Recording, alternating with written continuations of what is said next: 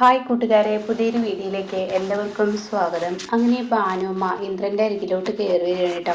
അപ്പോൾ ഇന്ദ്രൻ ചോദിക്കുകയാണ് എന്തായി കാര്യങ്ങളെന്ന്. അപ്പോൾ ഭാനുമ്മ പറയാണ്, സുശീല ഞാൻ അവളെ സഹായത്തിന് വേണ്ടി ചെന്നപ്പോൾ അവളുടെ കൂടെ കിടക്കാമെന്ന് പറഞ്ഞപ്പോൾ ഭക്ഷണം വാങ്ങിക്കൊണ്ടുവരാമെന്ന് പറഞ്ഞ് ഞാൻ പുറത്തോട്ട് ഇറങ്ങിയപ്പോൾ എന്നേക്കാൾ കൂടുതൽ സ്പീഡിൽ അവൾ ഓടിപ്പോയി എന്ന് പറയാം കേട്ടോ. അപ്പോൾ ഇന്ദ്രൻ ചോദിക്കുക എങ്ങോട്ട്. അപ്പം മഞ്ചാടി ചോദിക്കുക എങ്ങോട്ടായി പോയത്.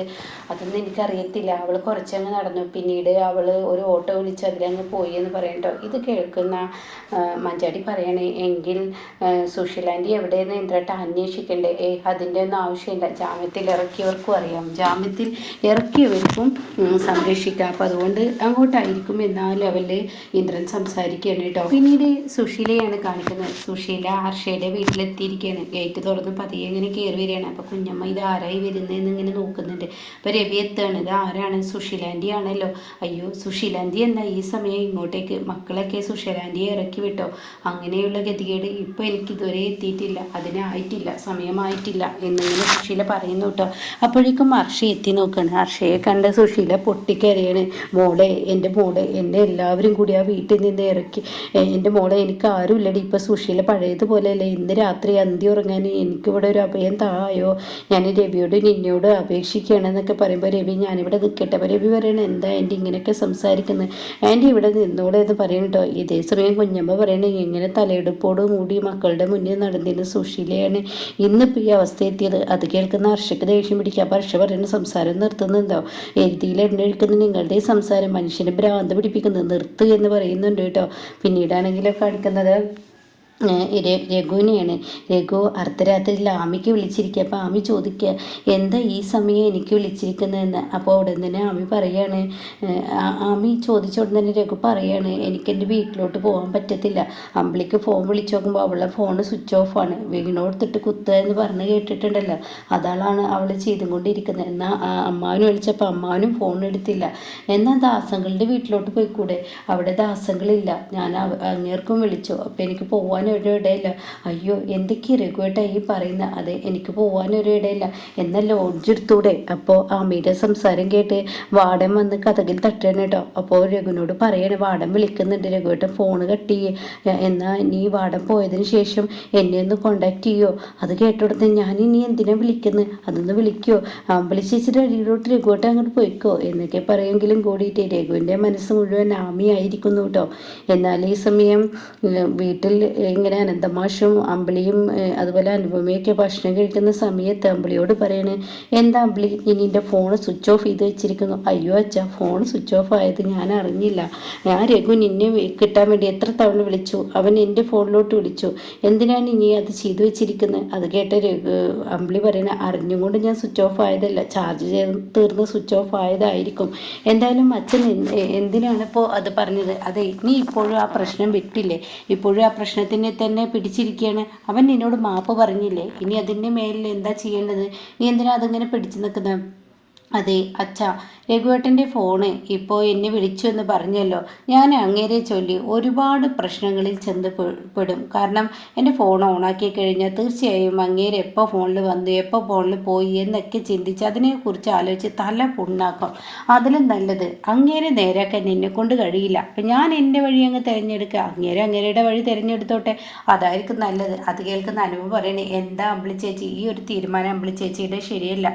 അപ്പോൾ ഉടൻ തന്നെ മാഷിനോട് അനുപം പറയുന്നുണ്ട് കേട്ടോ, ഈ ഒരു തീരുമാനം അമ്പിളി ചേച്ചിയുടെ ശരിയല്ലെന്ന്. അത് കേട്ടോടെ തന്നെ ഇങ്ങനെ പറയുന്നുണ്ട് അമ്പിളി, ഞാൻ ഇങ്ങനെയാണ്, ഞാൻ ഇനി ആരുടെയും ജീവിതത്തിൽ തല്ലുകൂടാനോ വഴക്കിടാനോ ഒന്നിനുമില്ല. അങ്ങേർക്ക് ഇങ്ങോട്ടേക്ക് വരണം എന്നുണ്ടെങ്കിൽ അങ്ങേർക്ക് വന്നൂടെ? അങ്ങേരുടെ ഭാര്യയും കുഞ്ഞല്ലേ ഇവിടെയുള്ളത്, പിന്നെ എന്താ അങ്ങേർക്ക് പ്രശ്നം എന്നൊക്കെ പറഞ്ഞിട്ട് അമ്പിളി അങ്ങ് പോകുന്ന കേട്ടോ. അപ്പോൾ ഈ സമയം അനുപം പറയണ, അച്ഛാ ഇവരുടെ വഴക്ക് അത് കുറച്ച് കഴിഞ്ഞ് കാര്യമാവും, ഇതങ്ങനെ വിട്ടുകൊടുക്കരുത്. ഇപ്പം ഈ സമയം ഇവരെ അകത്ത് നിർത്തുന്നത് ശരിയല്ല, കൂടുതൽ അകന്ന് പോകത്തുള്ളൂ. അപ്പോൾ അത് കേട്ടോടെ തന്നെ മാഷ് പറയണേ, അങ്ങനെയൊന്നുമില്ല, ഇപ്പോഴത്തെ സമയം അമ്പിളിയുടെ മുന്നിൽ രഘു വരാതിരിക്കുകയാണ് നല്ലത്. കുറച്ച് ദിവസം ഇങ്ങനെ അങ്ങ് പോയി കഴിഞ്ഞാൽ കുറച്ച് കഴിഞ്ഞാൽ രഘുവിനെ കാണാതായി തുടങ്ങിയാൽ അമ്പിളി പിന്നെയും വഴക്ക് തുടങ്ങും. അപ്പോൾ അവർ തമ്മിൽ അങ്ങ് യോജിച്ചോളും എന്നിങ്ങനെ പറയുന്നുണ്ട്. അച്ഛാ, ഇത് സീരിയസ് ആണ്. അച്ഛൻ്റെ കണ്ണ് എപ്പോഴും അവരുടെ മേലുണ്ടാവണം. ഇത് കുടുംബജീവിതമാണ്, അത് തകർന്നു പോകും എന്നൊക്കെ പറയുമ്പോൾ അതവിടെ നിൽക്കട്ടെ. അമ്പിളിയും രഘുവും ഒന്നാവാൻ അവർക്ക് പ്രത്യേകിച്ച് കാരണങ്ങളൊന്നും വേണ്ട. പെട്ടെന്ന് ഒന്നാവുകയും പെട്ടെന്ന് അവർ വേർപിരിയുകയും ചെയ്യുന്ന കൂട്ടങ്ങളാണ്. അവരുടെ വഴക്ക് അങ്ങനെ. എന്നാൽ നീ അങ്ങനെയല്ലല്ലോ. നീ എന്തുകൊണ്ട് നിൻ്റെ ഫോൺ ഇന്ദ്രൻ അടിച്ചിട്ടെടുത്തില്ല? അയ്യോ, ഞാൻ കണ്ടില്ലല്ലോ എന്നോണ്ട് പറയണ്ട. നിനക്കിടയിൽ എന്തെങ്കിലും ഒരു കാരണമില്ലാതെ നീ ഇന്ദ്രൻ്റെ ഫോൺ എടുക്കാതിരിക്കില്ല. അങ്ങനെ ഇങ്ങനെയും വഴക്ക് കൂടുന്ന വ്യക്തിയല്ലേ നീ വഴക്ക് കൂടിയിട്ടുണ്ടെങ്കിൽ അതിനൊരു കാരണം ഉണ്ടാവും. അപ്പോൾ ഉടനെ ഇങ്ങനെ ചിന്തിക്കുന്നുണ്ട് കേട്ടോ. ഈശ്വര, അർഷയുമായുള്ള ബന്ധം അച്ഛനോട് പറയാതിരിക്കാൻ നല്ലത്. എന്നാൽ അനുപമേ, ഞാൻ നിന്നോടൊരു കാര്യം പറയാനാണ് വിളിച്ചത്. അപ്പോൾ ഇന്ദ്രട്ടൻ്റെ ഫോൺ എന്താ അമ്മയുടെ കാര്യത്തിൽ തീരുമാനം എടുക്കാനായിരിക്കും. അതിന് ഞാനും തന്നെ തീരുമാനം പറയുന്നത്. അങ്ങേര് തന്നെ ഒരു തീരുമാനം എടുത്തോട്ടെ. എന്നാൽ ആ തീരുമാനത്തെക്കുറിച്ച് പറയാൻ നിന്നെ ആദ്യം അറിയിക്കാനാണ് അവൻ വിളിച്ചത്. നിന്നോട് ആദ്യം പറഞ്ഞോട്ടെ എന്ന് കരുതിയാണ് ഞാൻ നിന്നോട് പറയാതിരുന്നത്.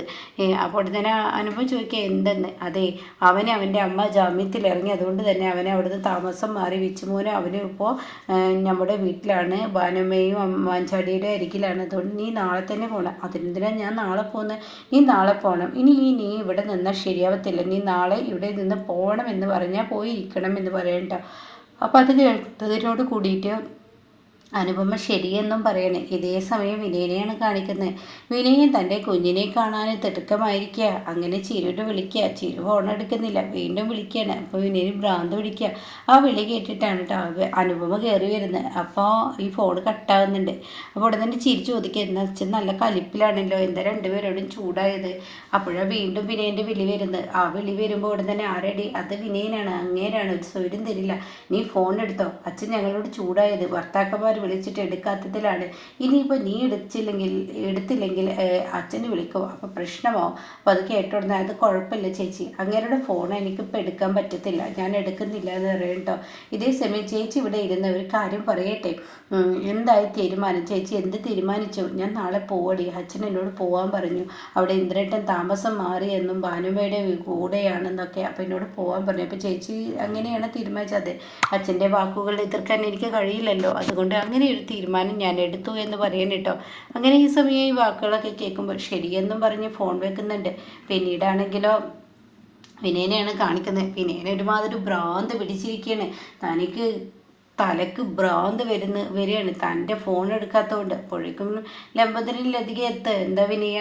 അതെ, എൻ്റെ ഫോൺ അവർക്ക് എടുക്കാൻ കഴിഞ്ഞില്ല. അവർക്ക് ആവശ്യം വന്നപ്പോൾ അവർ എന്നെ ഉപയോഗിച്ചു.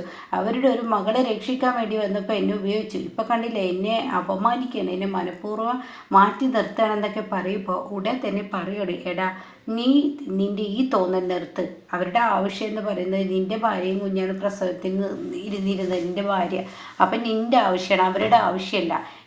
അത് നീ എടുത്തിട്ട് കണക്ക് പോലെ പറയണ്ട. ഞാൻ കണക്ക് പറഞ്ഞതല്ല, എന്നെ കൊണ്ട് പറയിപ്പിച്ചതാണ്. 3 ദിവസം അവൾക്കും കുഞ്ഞിനും വേണ്ടി ഞാൻ ഹോസ്പിറ്റലിൽ നിന്നിട്ട് ഇപ്പം ഞാനൊന്ന് വിളിച്ചപ്പോൾ എൻ്റെ ഫോൺ എടുത്തില്ലല്ലോ. അവളെ കുറ്റം പറയാൻ പറ്റത്തില്ല. അവൾ കുഞ്ഞുറങ്ങുന്ന നേരം അവൾ നേരത്തെ ഉറങ്ങിയിട്ടുണ്ടെങ്കിലോ, അതുകൊണ്ടായിരിക്കും. എന്നാൽ ആ മാഷിനെടുത്തൂടെ? അങ്ങേരും നേരത്തെ ഉറങ്ങിയിട്ടുണ്ടാവും. അങ്ങനെയൊക്കെ അങ്ങോട്ട് കരുതിക്കോ എന്നങ്ങ് പറയുമ്പോൾ തനിക്ക് വേറൊരു വാക്ക് പറയാനില്ലല്ലോ. അതുകൊണ്ട് തന്നെ ദേഷ്യത്തോടു കൂടി വിനയൻ അടങ്ങണം കേട്ടോ. മോനെ, നീയൊന്ന് അടങ്ങ്. എന്തായാലും നാളെ കിട്ടിയാൽ മതി. എൻ്റെ പൊന്നു മോനെ കാണാഞ്ഞിട്ട് എനിക്ക് യാതൊരു വിധ സമാധാനവുമില്ല. എൻ്റെ മോനെ കാണാഞ്ഞിട്ട് എൻ്റെ കണ്ണ് കിടന്നിട്ട് എന്താണെന്നാ പറയുക. എനിക്ക് നാളെ ആവട്ടെ. അപ്പോൾ രജിത് പറയണേ, ഇവൻ്റെ ഈ പെരുമാറ്റമൊക്കെ കാണുമ്പോൾ എനിക്ക് സങ്കടം തോന്നുന്നു. അവർക്ക് ഇവനോട് അങ്ങനെ ഒരു പെരുമാറ്റമില്ലല്ലോ. എൻ്റെ കുഞ്ഞിൻ്റെ അവസ്ഥ എന്നൊക്കെ ഇങ്ങനെ പറയുന്നുണ്ട് കേട്ടോ. മാഷി നമുക്ക് ഉറപ്പൊന്നും തന്നിട്ടില്ല ഇനി ചിരുവിനെ ഇങ്ങോട്ടേക്ക് വിടാമെന്ന്. ഇനി എന്തൊക്കെ ഉണ്ടാവുക എന്നൊക്കെ പറയുന്ന ആ ഒരു സീനൊക്കെയാണ് കേട്ടോ ഇപ്പോൾ ലാസ്റ്റ് വന്നിരിക്കുന്നത്.